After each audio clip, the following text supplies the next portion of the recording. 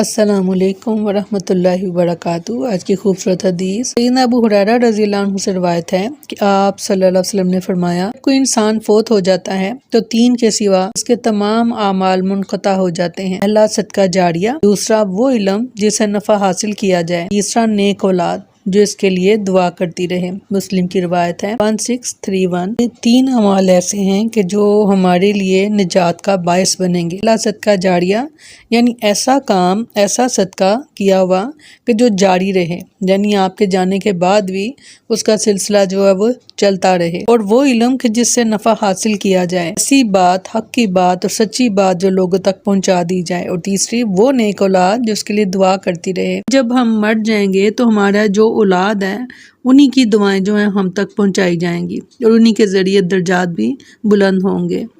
اللہ تعالیٰ ہمیں نیک اولاد عطا فرمائے۔ السلام علیکم ورحمۃ اللہ